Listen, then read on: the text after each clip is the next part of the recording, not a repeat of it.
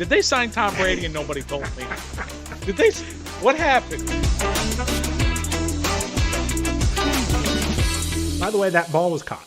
Just pointing it out there.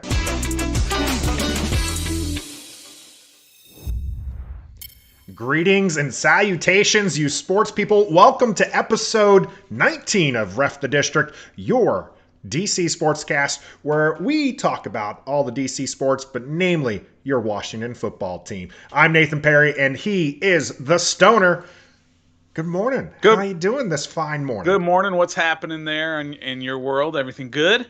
Everything's great. You know, I was just going through this checklist that we tweeted out there, and you know, I got my my Clinton Portis on, right? And you can see that. I'm sorry. Could you tell me whose jersey that is, Stoner? RG3, baby. RG3. Now, didn't you tell me? Yes. I think this might have been all the way back on episode 2. That if we ever brought up RG3, you were just going to walk out the studio. You were going to be done.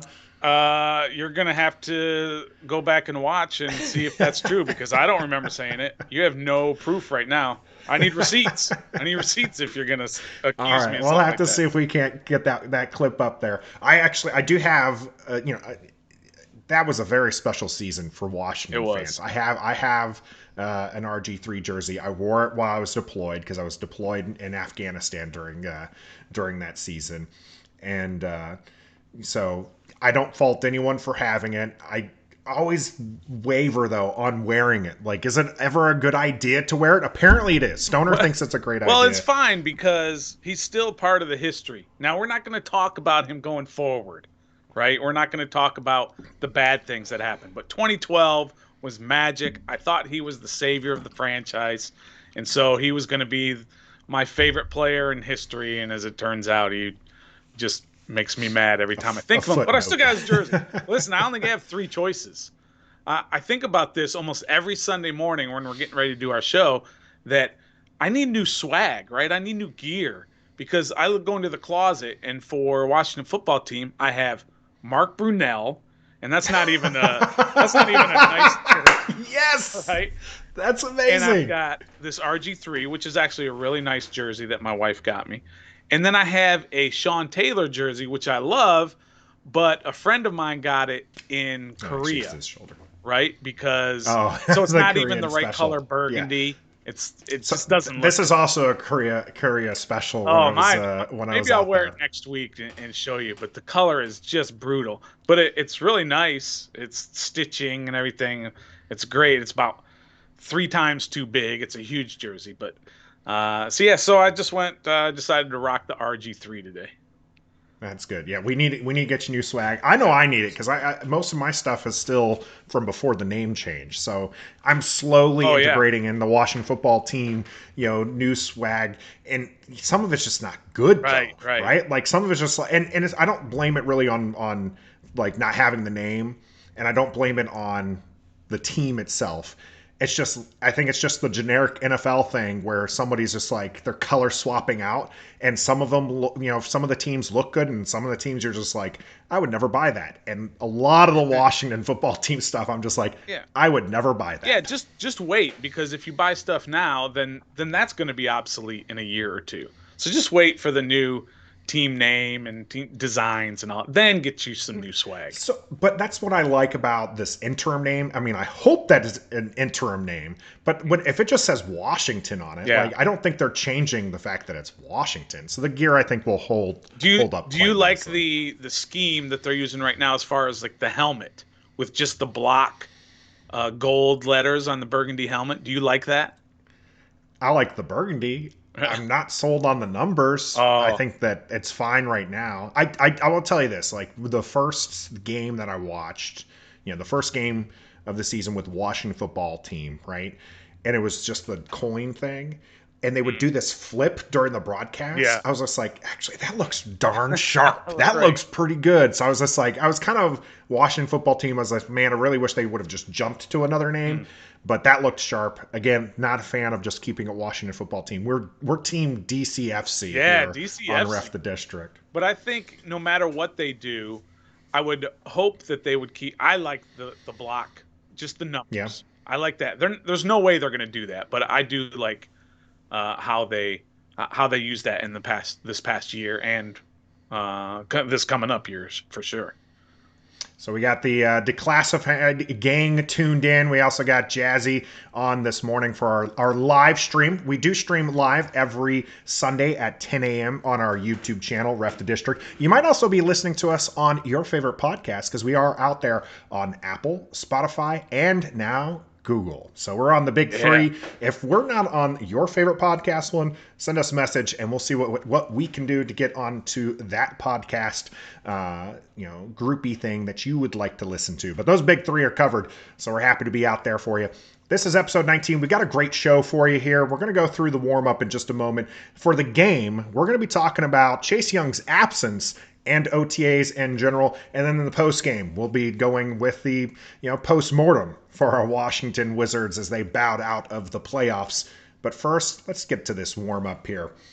So we did have another rough week for the Nationals. They did win, but then they let Bryce Harper come back and actually score a run, and that's never a good thing, right? That's not. I was telling Stoner, I really just dislike Philadelphia.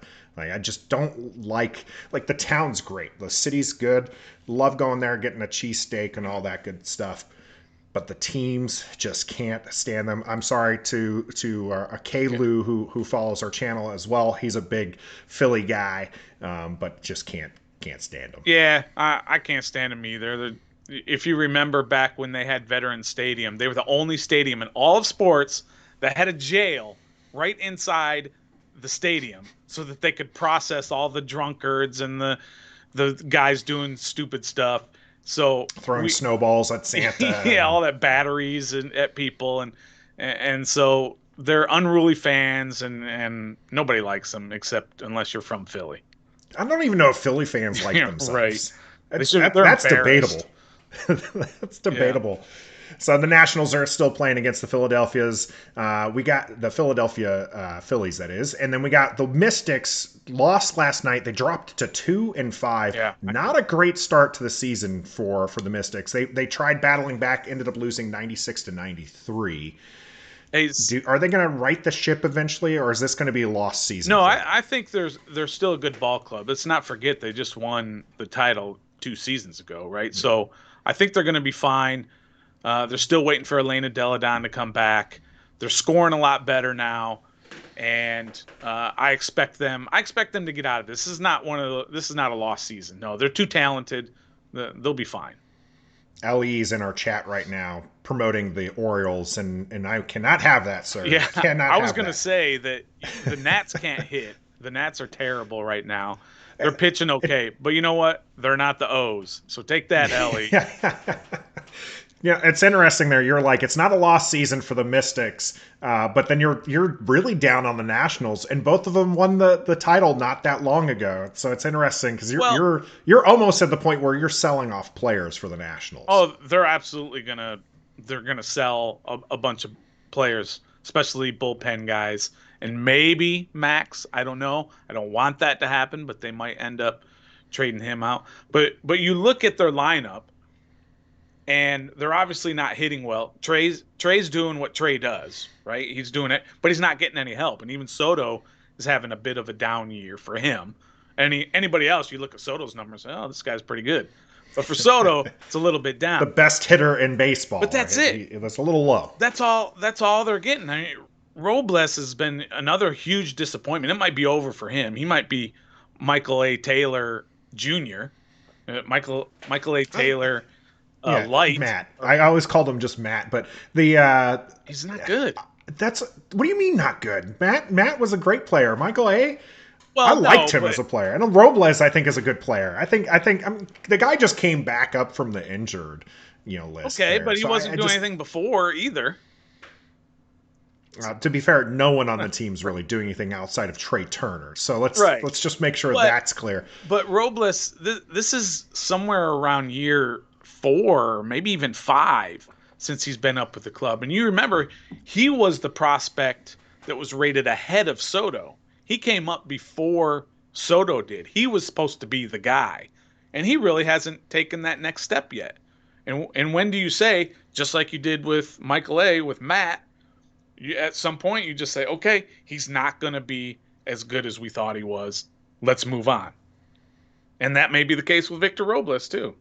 He's not doing. It might be very soon. But look at the lineup that they had when they won the World Series. And sure, they won the World Series, so it was obviously a good lineup. But they had Adam Eaton and Trey Turner and Anthony Rendon and Juan Soto and Howie Kendrick and Ryan Zimmerman. I mean, you couldn't pitch around this team. Now they have Josh Bell and Kyle Schwarber and Starlin Castro. Come on, that's a terrible lineup. And so that's how it's going to be the rest of the year. I'm done. I said a few weeks ago I'm not ready to bury them. It's time to bury them. They're not that good. All right. Well, we'll have to see how you feel after another week, and then we'll discuss it. We'll discuss it at length. Real quick, you mentioned Bell. How do you feel about the Nationals social media accounts when they were like ring the bell, like let's see the bell emojis? Are you a big fan of that? Is that something that you're good with? I'm not a big fan of it, but I don't hate it. You always have to find a niche, right, to draw people in, and that's what they're doing with Josh Bell. Like, what are you gonna do with Schwarber? There is no Schwarber the Bell or anything like that. You can't do anything with that name, so do something with it and draw people in. That's fine. I don't pay attention to it, but that's fine. All right. Sounds good. Let's move on. The DC United team, they're off. They don't play for a couple weeks now. But the Washington Spirit, the ladies, play at 2 today. They're on a 2-game winning streak there, so that's pretty impressive for them as they continue with their season. Their form's not too bad. Like I said, they got the 2 victories. They did have a loss, but then 2 draws, so not doing too bad for the Spirit. Get out there and support your local teams. That includes you, Ellie. Get out there to the Nationals games and support that local team. And yes, I know that's same for me. I got to support the Wizards more. I told you I got to buy my way into the Capitals franchise because I like a certain somebody whose name will go unmentioned now on this podcast. It will. No, so. Let's mention it. Didn't you say something a while back that you were a Sidney Crosby guy? That is blasphemous on this. I am a Sidney Crosby guy. So, but hey, what can I say? I'm a transplant. I've liked the Washington football team since forever. But the other teams are kind of. I didn't like the Nationals until 2011. No, it would have been 2010 when I got to go see a game. Maybe it was 2011. I got to go see one of the early games. They beat the Mets 2-1, and I was just like, I got my team. Like, this was fun. So we're gonna dedicate one full episode in the future about our fandom, just about our fandom and how we became fans of certain teams. Because I'm a transplant too, right? I'm not from here, so obviously I didn't grow up with these teams. But that's for another episode. We're almost there. Maybe that'll be a special episode. I'll tell you what, we'll do that. If you're listening right now, if you can help us get to 100 subscribers on YouTube, we'll do a special episode. And I would love to hear from our fans on how they ended up fans of their teams. Well, whether or not that's your Washington teams or, we talked a lot with Kwame when he was on about how he became fans of Boston and Philadelphia. So very interested. So do that. Subscribe to our channel here on YouTube and get us to 100 subscribers, and we'll have that special episode, and you can interact with us and let us know your fandom. We'll push it out, make sure everybody can get on and chat with us. For now, that was your warm-up. Let's move on to the game.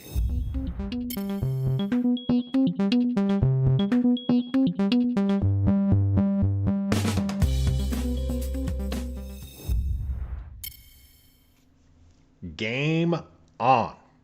Stoner, you were quite active on your Twitter this week, disparaging one of our young, talented people. Mm-hmm. Yes, I did that on purpose. Mm-hmm. What is it that you have against Chase Young right now? Well, let me be very clear. I'm not mad at Chase Young. I am mad at Chase Young. But I'm not pretty mad. I'm not as mad at him as I am at the local media for giving Chase Young a pass on why he's not in the OTAs. 2 weeks of it. Let me just ask you this. Voluntary. Correct. Voluntary. That's always the excuse. Whatever. There's 90 guys on the roster and 89 were there. Or 88, whatever you want to quibble with the numbers. A guy takes a day off here or there. But one wasn't. So the excuse is always, oh, well, it's voluntary, so he doesn't have to be. That's true. That's fine. But let me ask you this. Why was he not there? Just answer that question. I don't think anybody has that answer right now. Why are the local media not digging into why he's not there? They've talked to Coach Rivera about it. I mean, they've asked Ron. What's he going to say? It's like, hey, what? And he says, hey, I've talked with him. He's not here. We've got guys who are here. Not worried about him not being there, and I'm not worried about him not being there. That's called spin, Nathan. That's called spin. That's what coaches do. That's what he has to say. He has. Oh, it's voluntary. He doesn't have to. We've been in contact. I don't have any concern about him being in shape and ready for training camp. Of course, nobody is saying or inferring that he's not going to be physically ready for camp. But the question I will ask until somebody tells me otherwise is, why was he not there? And you have to have a really good reason not to be there for 2 weeks. Charles Leno wasn't there for 1 week because he had a brand new kid, but he was there the next time, right? Steven Sims wasn't there for 1 week. I mean, he could have taken both weeks off. Nobody cares. That was just poor business decision. Yeah, right. That's what that is. He needs more tape. Right? Not necessarily game tape, but he needs more OTA tape. He needs to be in front of those coaches and impressing them. And so what is it about Chase Young's absence that gets you so upset? Like, why are you not happy with him missing time? Like, what is it? Like, I know you said that you're pushing most of the media, this on the media, because you're not trying to call out Chase Young. You're more so trying to call out the media for not digging in it. I think that I wonder if they know what's going on, and they'll talk to Chase when he's there and it'll be fine. But what is it about you that you just hate that Chase Young isn't there? Chase Young has made it very clear publicly and with the media, or within the locker room that the media hears. He's made it very clear that he wants to be a leader of this team. He wants to be the guy that everybody goes to as the leader. Well, a leader has to lead by example. And that means being there at OTAs, voluntary OTAs, along with the other 89 guys. You don't think Kendall Fuller would have liked to skip the OTAs, or Cam Curl, or Terry McLaurin, or Brandon Sheriff, or Antonio Gibson, who just had a brand new baby, by the way? You don't think all these guys would have liked to skip this? They don't get paid. Maybe they get paid a pittance. I don't know what. They don't get paid much, but they're just going out there and working. A lot of guys do like it, right? Because it's just your chance to bond with your teammates and play the game that you love and have fun and work out. But a lot of guys would hate being there. Ask any of the veterans. They hate training camp. In all sports, right? Nobody likes that. They just want to play the games, but you need it. But if you're going to be the self-admitted or self-assessed leader, lead by example and be there at voluntary camp with 89 of your other teammates and all your coaches. This is the part that I actually do, half agree with. I'm not mad at Chase Young. I don't question his leadership or his capabilities. I will say that I'm a little bit surprised that, because he did come out so strongly as one of the team leaders last year, that he's not showing up here. And that to me tells me that there's probably a reason why he's not there. So what is it? I don't know. But I'm saying I think that there's a legitimate reason, and we will find out when Chase Young shows up for the voluntary ones, coming up. All right. So I think that this is, to me, I don't think it's as big as a story. That's why I'm not mad at the media. I don't think that there's a big story here about him missing, largely because when he will show up, he's going to show up and he'll be ready, and you'll see him take command over the team again, because he's a very strong, charismatic, individual. Correct. Agreed. And I don't think that there's anything that he had to prove being there this year. Now, that being said, this is just a guy who's in his second year. Right. Right. This isn't a, you mentioned Kendall Fuller. You even got Landon Collins, who, he's come back from injury. He's mostly just standing around at this point, but he's there. These are veterans, and you don't have Chase Young there, which is, I'll admit, it's odd. It strikes me as odd. I just don't think that, like, you're like really mad I am. that he's not there. You're big mad. I'm big mad. I'm not big mad. I think that this is again a non-story. I think that when Chase gets there, the things are just going to fall into place. I think that he just fits so well with what they're trying to do. It is surprising as a self-proclaimed leader. Proclaimed. Sorry, that was the word I was looking for. Proclaimed. That he's not there. But I think that again, when he shows up, because of the individual that he is, you will see it come out. And if anything, I actually think that it might be a small blessing of sorts that he's not there, because this gives more reps, essentially more work, and more time in front of the coaches for those who are trying to make the roster, because Chase Young's roster spot isn't in question. This allows the Shakatoni, this allows Bradley King some more time in front of those coaches and getting some more one-on-one time, where they're not having a talk they're not distracted by Chase, because again, Chase Young is a person who is magnetic. Like, I don't care if you're supposed to be watching somebody else. If Chase Young is on the field, your eyes are just drawn to him. Like, if he's at practice field or playing field, you're just like, that guy right there. People want to watch him play, love him play, and the coaches they're gonna tweak some of the things he does, because I'm not saying he doesn't have holes in his game. I believe he'll have an impressive second season with the Washington football team, because he's going to tweak some of those things he didn't get right last year. And the coaches are going to help tweak that. But, I think that the fact that he's not there is going to allow them to get more eyes and more tweaking on the people that they need, to back up the Young Sweat combination there on the line, because, they just lost Kerrigan to those. We talked about it earlier, how much we hate the Eagles. And now we got, a guy's jersey up on the rafters here who's playing for them. Take it down. And so they got to. I'm not going to take it down.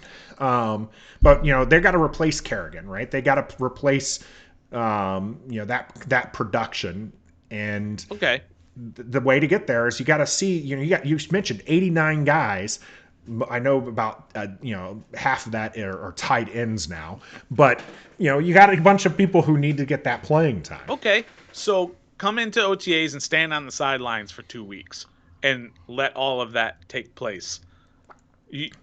Right? So you can be there and let them other guys get all the reps so that they can be seen and they can work on things. But be there. I agree with everything you said about the on-field production of last year and going forward, and his charisma, all of that. I agree with all of that. And I don't want to make this into something where I'm going to stop liking Chase Young. I love Chase Young.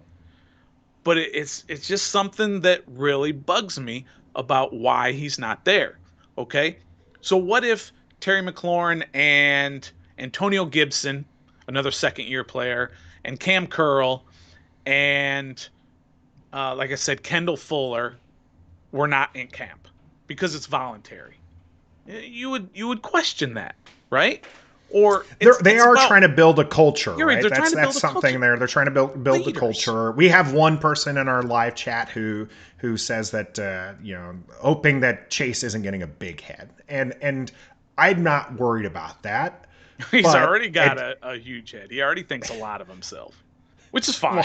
He backs it up as well, but he also is a big hype person for other team members. You're right. He could be there and pull like the Landon Collins thing and not even have the pads on and just be there to cheer on the team. Right. Again, these are things that when he shows up, he will be questioned about, and I think that's the time to really sit there and talk about what are his responses. If he doesn't have a good response, if he starts losing some of that camaraderie that he's built with the team, then then I think that, okay, let's go ahead and, you mentioned ref the district all the time. Is we're here to police them essentially, right? We're here to ref them. That's our time to come in there and question them. But I don't think that's going to happen. I think what's going to happen is he's going to show up. They are going to Richmond. They're going to have a week in Richmond. We live a little too far north to make that drive a little easy. But Right. I would love to go sometime. Maybe I'll have to take off from work and head down there next season. Okay, so let me ask you this, Nathan, and I know we'll get past this here in a second, but the minute this team starts struggling on defense, or Chase goes 3 games while recording a half a sack during that time, or he is out for a few games with a lingering calf injury, whatever, that's what they're going to point back to. That's what the media is going to point back to. Maybe, although I don't think it's true, maybe this goes back to why you weren't here at OTAs. For whatever reason, it's what it is. It's an opening for people to pick at your on the field play and relate it to something off the field. And that just leaves an opening, and that's not what leaders do. Leaders lead by example and are there at all times, regardless of what they got going on in their personal life, unless it's a major life-changing event, obviously, like Charles Leno had. I have no problem with him but he only missed 1 week. He was there the next week. So he's just congratulations to Leno and Gibson, by the way. Yeah, absolutely. For the new additions in their family. And maybe Fitzpatrick had one too, because I think he's got like 10 kids. I don't know what's going on. But he's just. I don't think he's Phillip Rivers. I don't think he's that far. He's just opening himself up to criticism, and because if it was Daron Payne, for example, that wasn't there, and this all happened to, well, Daron Payne is not the self-proclaimed leader of the defense. Chase is. So it's just opening himself up to criticism in the future, and it's not a good look. What are they talking about in Green Bay? Aaron Rodgers is not there, and his top 5 receivers are not there. It's voluntary. Well, it's voluntary. You don't have to be here. Aaron Rodgers obviously doesn't. That's an entirely different situation, and you know it. Okay. There's turmoil there already. Well, why aren't and Green Bay's come out and said that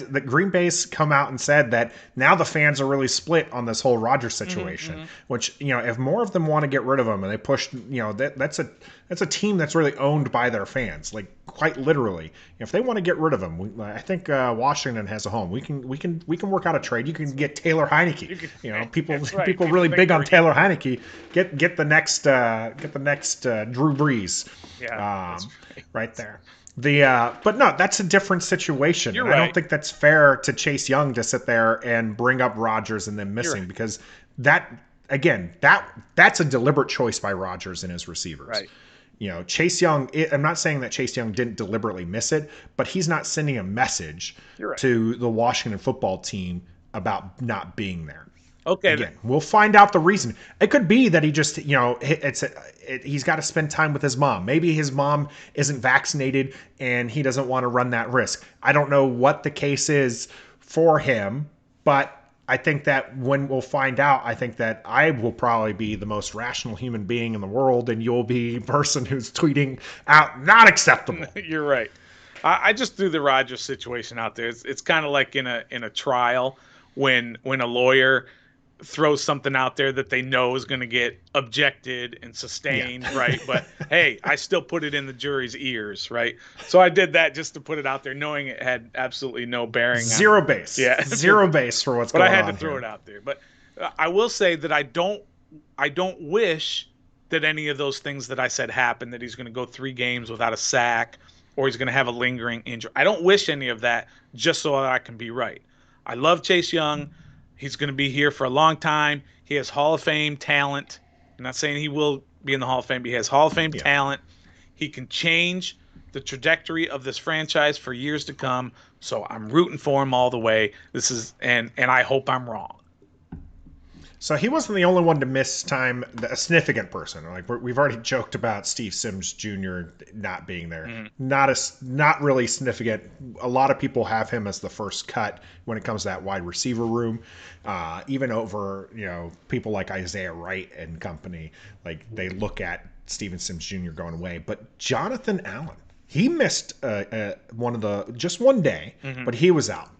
Are you mad at Allen for missing that time as well? Well, no, for a couple reasons. No, because he was there for all the other ones, right? He was there at the beginning, and he was there at the end, and he missed a day.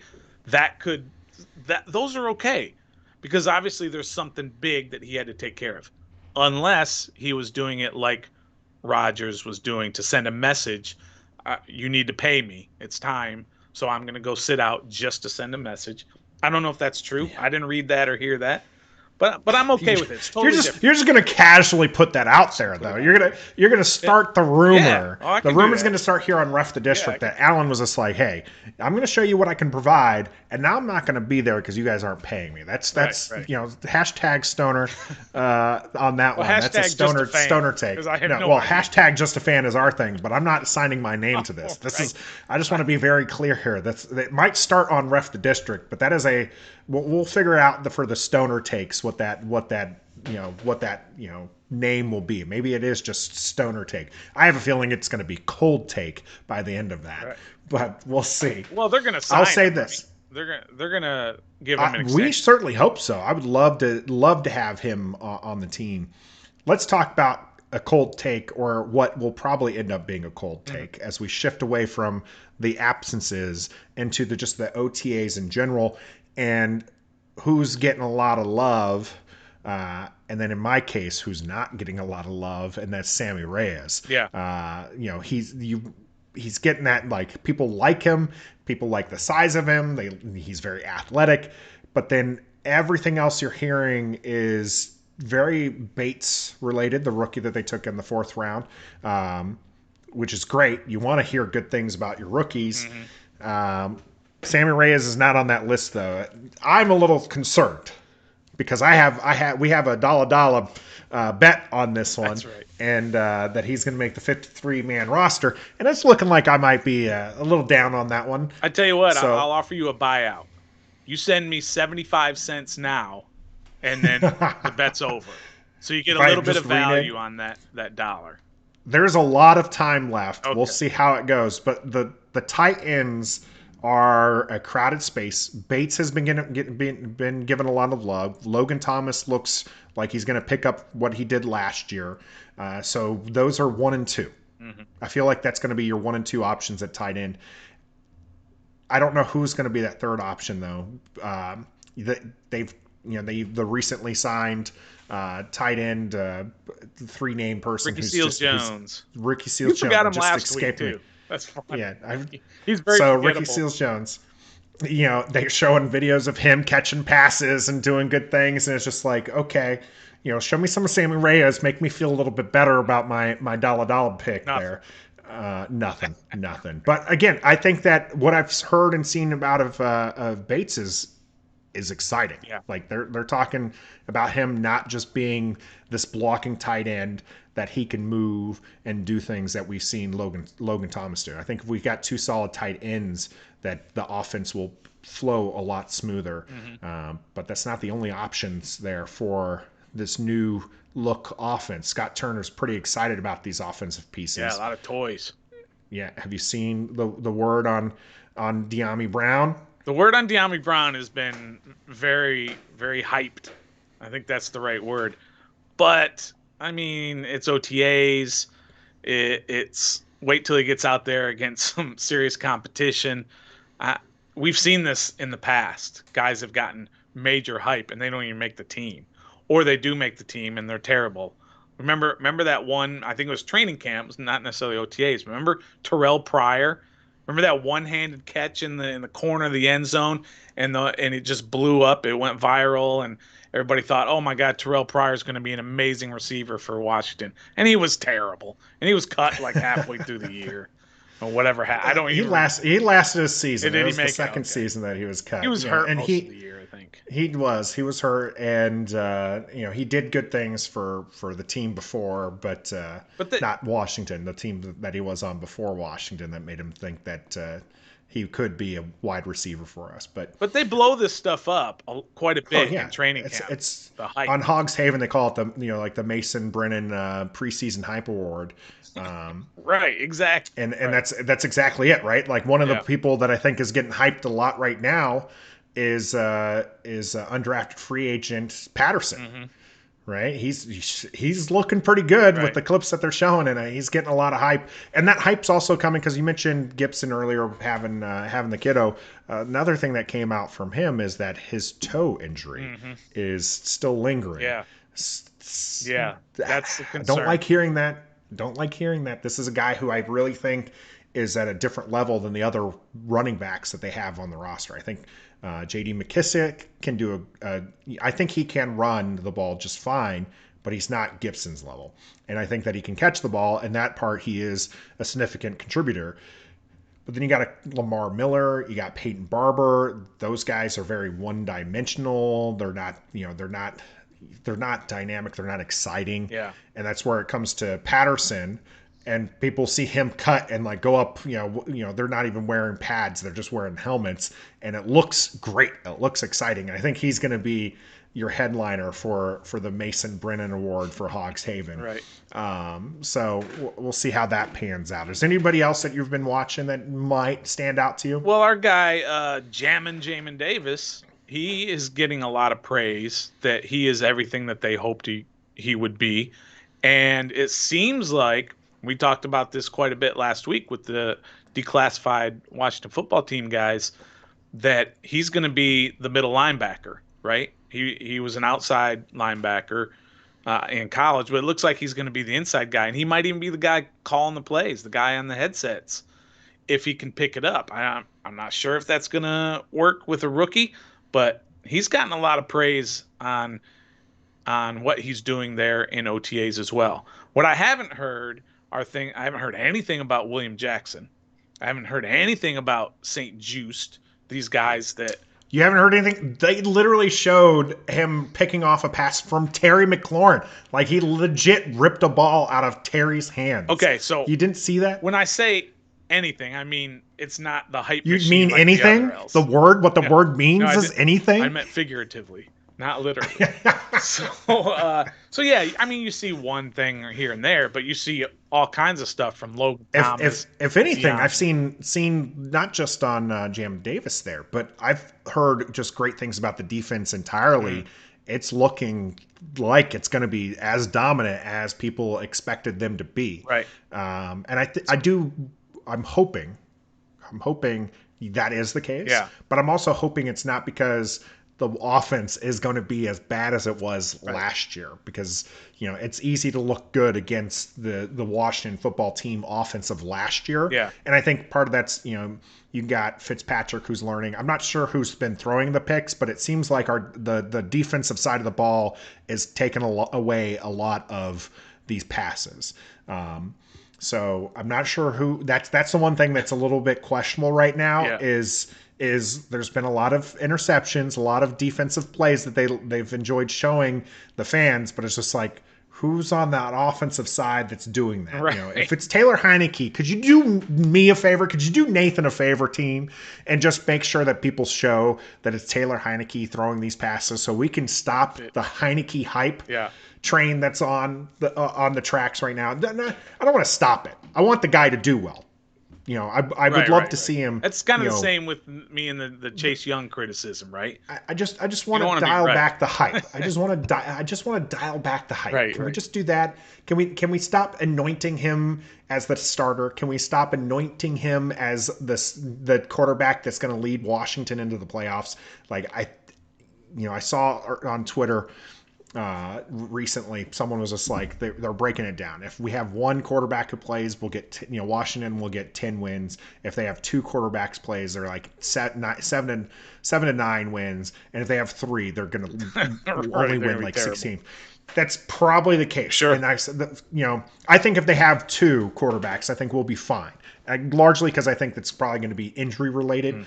if we get to 3, if we have to, and to me, my pecking order goes Fitzpatrick, Heineke, Allen. Sure, that's everything. If we get to Kyle Allen, things have gone badly right. for the team and probably its fans. Yeah, so. For sure. Yeah, I think that's the same for any team, right? If you play 2 quarterbacks, then things are not going well, and you're probably going to win 7 to 9 games. And if you play 3, then the wheels have fallen off, and you're probably going to win 5 or 6 games. Yeah, if you, that there's a significant drop off usually for teams from first to third on the depth chart for QB. Probably not as significant for Washington as it is for other teams like you mentioned Green Bay earlier. The drop off from 1 to 2 there is significant enough, let alone going from 1 to 3. Who did they just signed some guy you never heard of to be their third stringer? I don't know what they're going to do. Their plan at QB right now is to hope and pray. And we have had our buddy John, who's a Packers fan, watch these shows. So I'm hoping that he's listening right now, and he probably is nodding in agreement. The plan right now is hope and pray that Rodgers returns to the team, because there is no plan B. There really isn't. Love isn't. I don't think Jordan Love is ready for them. Nope. But hey, I'll say this: Washington's probably going to be in that same boat next year if they don't have a better plan. Maybe they'll have the gumption to jump up in the draft and take somebody. But that's plans for future, team. So we're talking about the season ahead of us and the OTAs. Let us know what you think. Who are the players that you're seeing that are exciting you? Who are the players that you're a little bit worried about? You can let us know in the comment section or when you give us a rating on Apple Podcast. So that's going to wrap it up for us here with the game for the OTAs. When we come back in our post game, it's the postmortem for our Washington Wizards.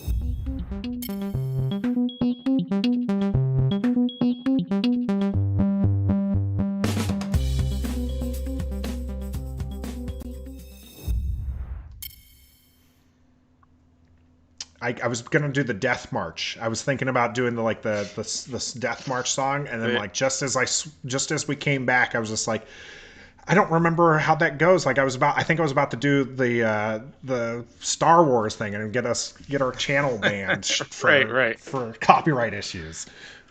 Yeah, it's over, right? I mean, unfortunately, the season's over, and what's really upsetting for me personally is that I was hoping when the NHL season and the NBA season started a couple months later, that any sort of playoff run would take us all the way into June and maybe even to July, and then training camp after that in August, and there wouldn't be that gap where you have to watch the Nats every night and have to sit through those boring contests. I mean, it would be bad if the Nats were winning. Well, sure, but right? it's still boring. That's the thing. It's still boring to watch. You can't. I don't know anybody who can just sit there for 3.5 hours inside their house. I think you need to take down that curly W behind you. I love the Nats, but nobody can sit in their house and watch a baseball game. Friend of the show, Matt, right now is very upset with you. Like he's our big Nats supporter. He's just like, I could sit through and watch it. No, he can't, because he doesn't watch the games. He listens to him on the radio. So don't even give him any props. So it's even more old-timey. Yeah. It's even more old-timey. No, I happen to agree. I will say this. I do agree. I think the Nationals are I love them. Big fan of them. Baseball in general, though, if it's before the All-Star break, I just that's a long season. Yeah. And it's just like I watch a game here or there. I am watching the softball, the women's World Series for college, the softball games. It's exciting when there's something on the line, and it's hard to believe that there's something on the line here this early. It's even more hard to believe there's something on the line when your team is 6 games back from the New York Mets. Right. So it's but we're not giving the postmortem for the Nationals. We're giving the postmortem here for the Wizards, the Washington Wizards. Yeah. It's you're right. It ended too early. You know, they did play a game in June. It's like the first time they've played a game in June since they won. Yeah, when they were the Bullets. Yeah, that's a little fraudulent though, because it's absolutely because the season started late and all that. It doesn't matter. The Philadelphia channel, they had a good dig on Washington with the banner hanging. It's just like, we played a game in June. Yeah, there were people way too excited about that. It was a little disappointing the end, right? Because one, that series did not go the way that we as fans wanted. Right. It did. There was legitimate hope after the way that they played to get that 8th seed, that they were going to at least scare the 76ers. And there really wasn't ever, even the game that they won, the 76ers really had a shot to just break them. And had Embiid not been injured, likely would have swept the Wizards right out. And then you're talking about that injury, and it's just like, okay, now that he's injured, now that the biggest problem's injured, maybe you can make a run at it. And the thing is, they just don't have the support. Rui had a great game there when they won, but he's just not consistent. A lot of people are like, that's his playoff breakout game and all this. He is what he is. He's just, I really want him to develop, and I still think there's time. Well, this is a guy who's, we've talked about this before. He's just finished a full season essentially. So, I think he's got 100 games, maybe just a little bit over 100 games underneath his belt. Full season's 82. But they don't have anybody else. And that's a problem. And so we'll see how it goes as far as who they can pick up. I think they're going to have to go the veteran route because if I recall correctly, they don't have picks to spare. So, well, I'm going to take a little bit of umbrage with the Rui didn't really do a whole lot. Rui wasn't given a chance to do a whole lot, because if you look at his numbers from the playoffs and compare it to the regular season, he was much better in the playoffs. He shot 60-something% from the field in the playoffs for that entire series. But they don't give him the ball enough. They weren't running plays for him. They would run a couple of plays a game. But the entire offense seemed to be, get it to Brad. Have Brad run around before he gets the ball. Have him run around, set all these screens. Okay, give it to Brad.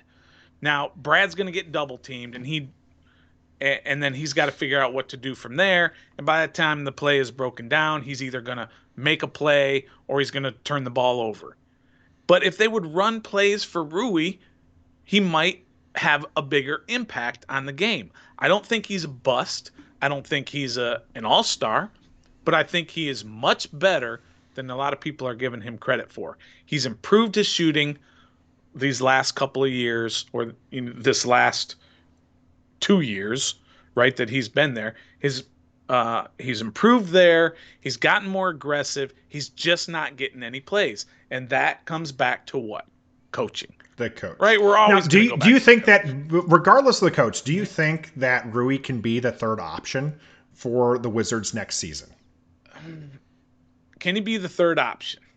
Yes, he can, but you're already telling me no. I'm just going to let you know right now. You're telling me no. Okay. Not the third. That was too long of a pause, Stoner, for that to be anything other than a no. You're like, let me repeat what he asked me, because I need to find a way to tell him no without telling him no. You're telling me no. Right. You're telling me no. He cannot be the third option. So what are they going to do? Like, coach, we know that, well, we hope.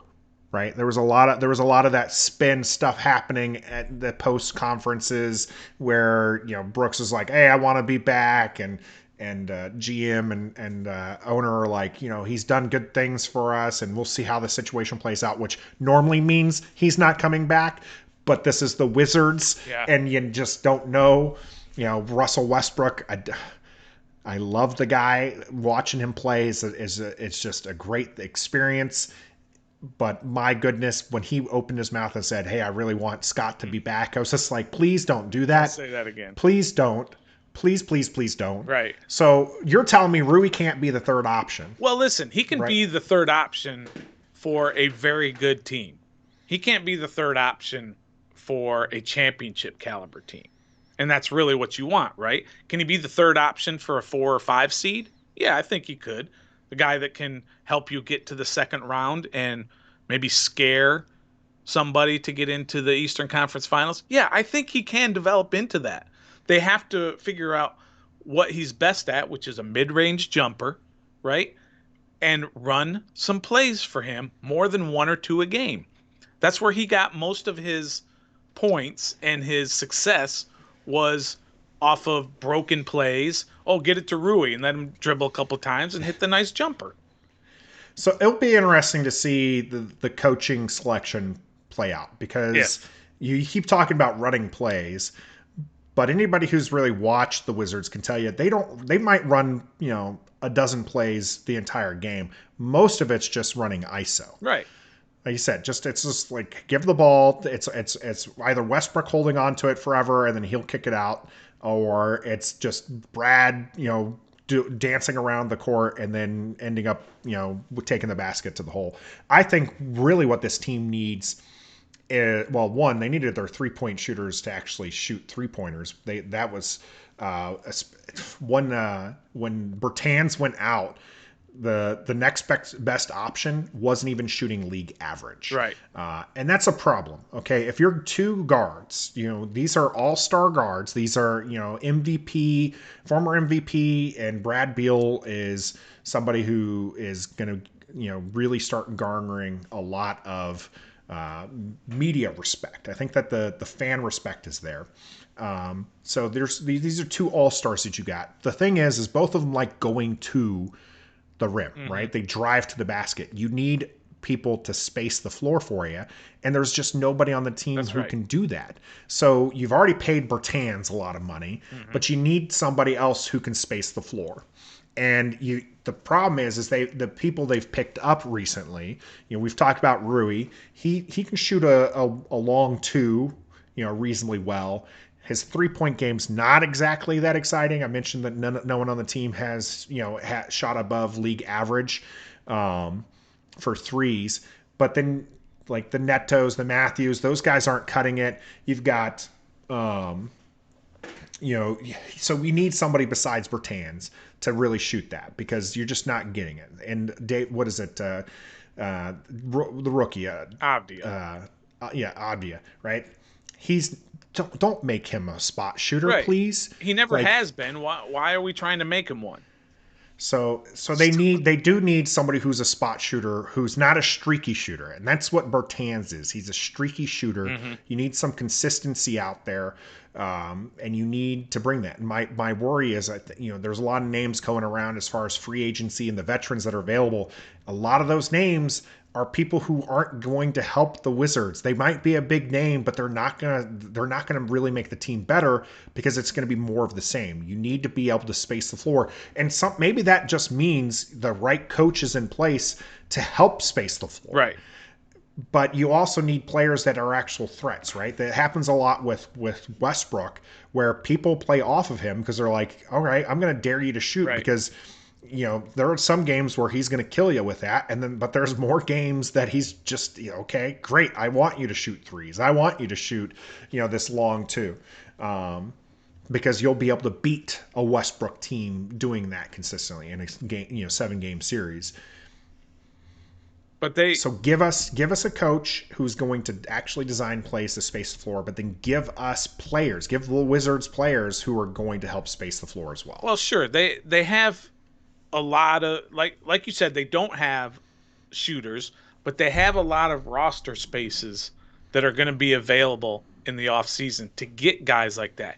And it doesn't have to be a big name per se. There are a lot of guys out there who are not big names who had great years shooting 3-pointers. Just look at what Seth Curry is doing in Philadelphia, or Danny Green, right? These guys, that's what they do. Danny Green's also been known as a 3-point specialist. But he's not a big name. He's not a guy that's going to command $20 million a year. No. Right? He's a role player. He comes in and he plays his 25 to 30 minutes, and he gives you 2 or 3 But that's threes. what Bertans is supposed to be doing, and that's what they paid. His contract's like $80 million? Listen, Bertans is, we've had this argument before, he's much better than you think. He's a streaky shooter, but when you look at him compared to the rest of the league, in percentage, he was the 60th best shooter in the league. Yeah, would you like more? For sure. But he's ahead for $80 million? Yes, I want more. But he's ahead of guys for 3-point shooting. He's ahead of guys like Damian Lillard, like I had the names earlier. Sorry, I got to use my old Yeah, man got the old glasses man here so that I glasses. can All read. right. But he's ahead of guys like Chris Paul and Buddy Hield, who's a 3-point specialist who makes a lot of money, by the way. Ahead of Bogdanovich from Utah, who used to play with Washington. I love him, but he's ahead of him. He's ahead of Terry Rozier and Doug McDermott and D'Angelo Russell and Landry Shamet and Donovan Mitchell and Jason Tatum. He's ahead of all of those guys in Tatum's a percentage. surprise name there. Yeah, That's actually that's Jason pretty Tatum shoots surprising name. 38.6%, and our guy Bertans shoots 39.5%. Okay, I was really hoping that you were going to give me a good number there because Well, I it's was just not like, bad. he's well, what I was expecting there was like, oh, he shoots 30, Tatum shoots 38.6 and Bertans shoots old man glasses 38.9. I'm like, okay, great. Okay, so essentially they shoot the same. You're talking that 1%, by the way, is not exactly a big number either. I do have. I'm going to derail the Bertans trash talk right now because we all know that I'm not a huge fan of his. However, I think it's really odd here that you would share these kind of statistics with me because when I brought this up about Westbrook and how people like to hate on him for his turnovers, I bring up the statistics and you're like, no, Nathan, he should be hated on for that because he needs to turn down the turnovers, right? Well, Bertans is paid to shoot the dang on three, and I don't care that he hits it at a 39.6 clip, is what you said, or 39 and a half. I think you got maybe you need the old man glasses again. 39 and a half, though. We'll say that. If he's a streaky shooter, I don't want him shooting 7 of 8 one game and then 0 for 9 the next game. That's fair. I don't think that's going to cut it. Right. With Westbrook, consistently his numbers. This is my argument. That I hate this criticism about his turnovers. This guy has a better turnover ratio than a lot of other point guards within the playoffs, and he impacts the game elsewhere. Yes, he has higher turnovers per game, but he also has double the amount of assists that the others do. He has triple the amount of rebounds. And the scoring is about the same. So you coming at me with the stats is humorous to me. With Bertans, well, you're defending Bertans, who's getting paid $80 million to do nothing. He did nothing in the playoffs. Go ahead, read me off it. Go ahead, please tell me what he did this playoff series. Game 4, he was very good. He had before he got hurt. They got swept. Listen, or they practically got swept. You said, what did he do in the playoffs? I'm telling you what let me know. Let me know what he did in the playoffs. He had 15 of their first 20 in that game 4 before he got hurt, and then he's done for 4 to 6 weeks, or like what I like to say. He's done for 4 to 6 months at this point. Right, of course. But he's not as bad as there was the one game, maybe it was game 3, where he played 24 minutes and didn't even register an official statistic. Yeah. But no, let everybody hear, Stoner, how he did stuff during the playoffs when that was a game he registered during this playoff series. Right. Literally zeros across the board. Right. It looked like one of those memes that gets shared. And you want to defend him. I'm not defending him in the sense that he's great or there's no problem with him. But the over-the-top criticism is a little much, in the same way that the over-the-top criticism of Westbrook is too much. And I did say criticism on Westbrook is okay because you would like him to improve in certain areas, but everything else overshadows that and helps the team become better and win. So I did say, yeah, it's okay to criticize when a guy has a hole in his game. Right? It's okay to criticize Chris Paul, a first ballot Hall of Famer, who's never been to the NBA Finals. Right? It's okay to criticize that hole that you have in your game. Everybody has one. If you can get better at that, then hopefully you'll improve your team and you'll go further to win championships. So that's a hole in Westbrook's game, right? That's a hole in Bertans' game, and it's okay to criticize that, but let's not make it out that they're terrible. I'm not. Okay. Bertans isn't terrible. Right. He's not terrible. I even during the season, I said I'll eat some crow when we got out the numbers, and he's actually started playing reasonably well. Yeah. He was on a hot streak essentially. Right. So I had to eat my words. I'm not saying that he's terrible. I am saying he's not worth the price that they're paying. And that I don't think there's an argument against. I never like the he's not worth the money argument, because what do you care what he gets paid?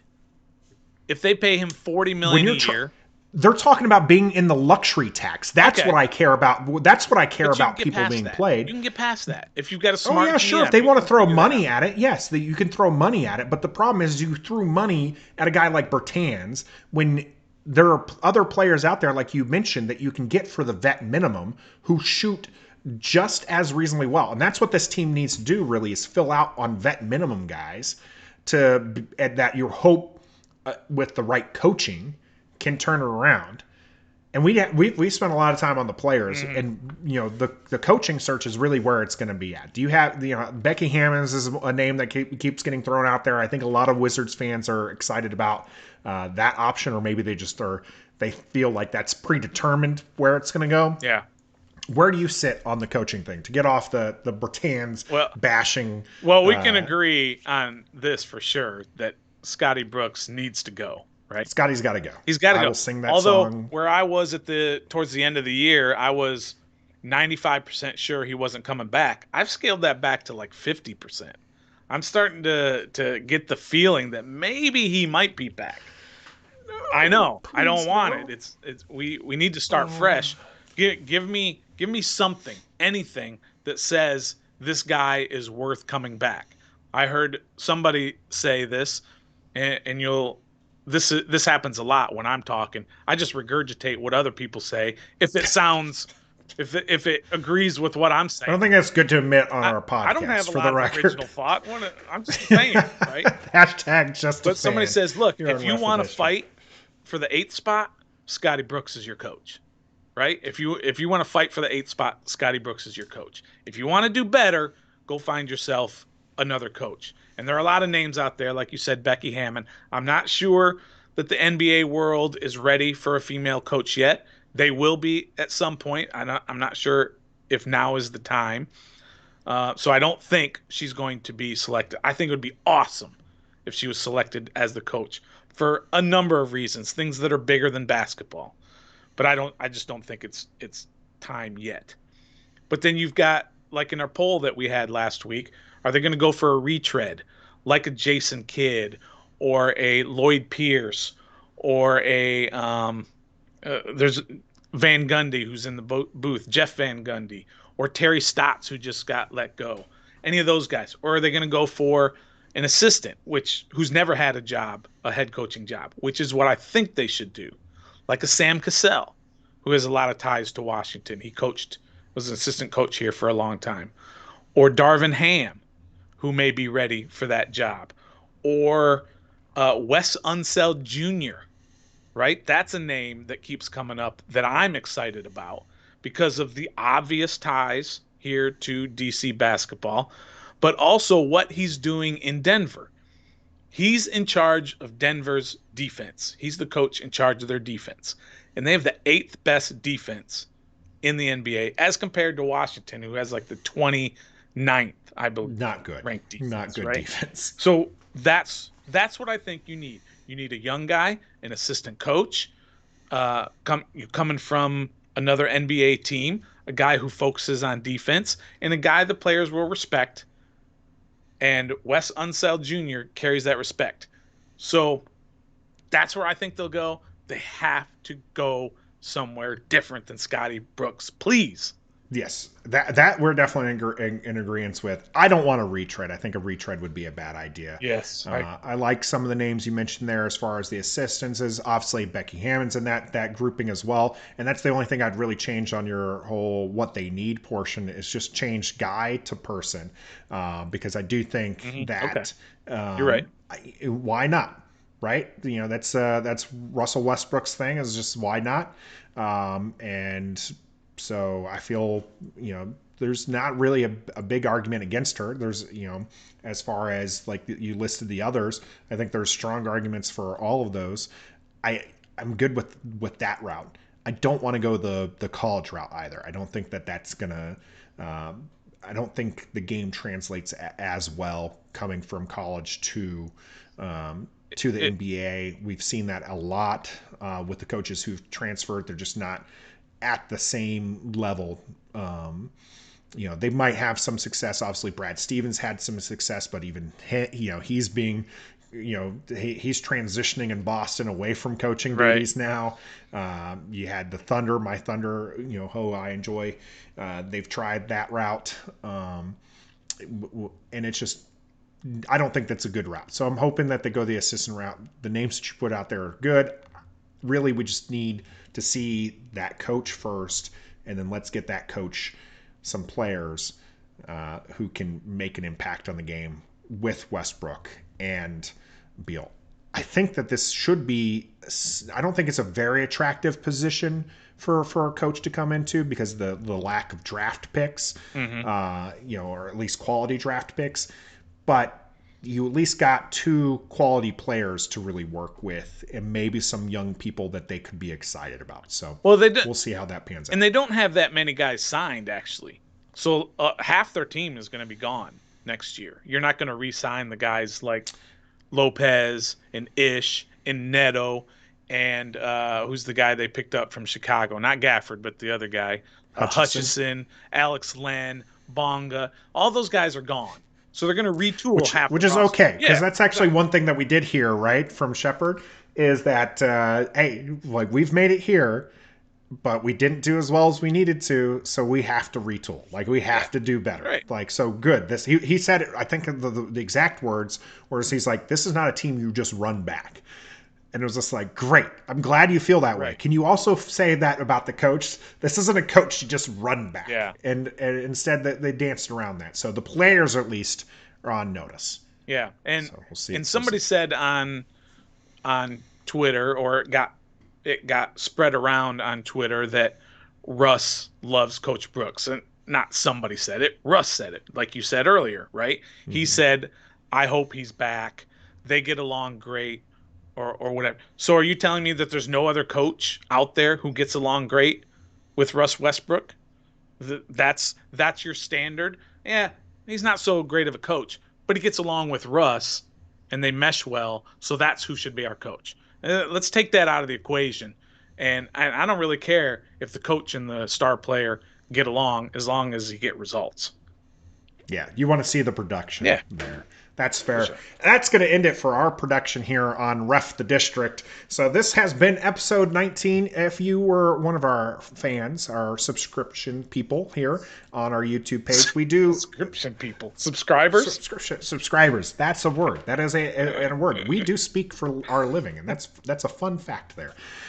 So if you're one of our subscribers, thank you for that. Mm-hmm. If you're not, go ahead and click that bell, subscribe to our channel. Again, if we get to 100, we'll have a fan episode dedicated to how we became fans, and we would love to include some of our fans, some of those subscribers.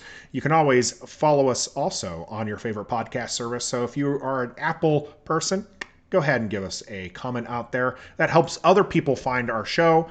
And the bigger we get, the more things we can do. I've been looking at those t-shirts, those hashtag #JustAFan t-shirts. So we might have something in the works for that, maybe a giveaway to help us get to 100. We'll see what comes up for that. But for now, this has been Ref the District. I'm Nathan. He's the Stoner.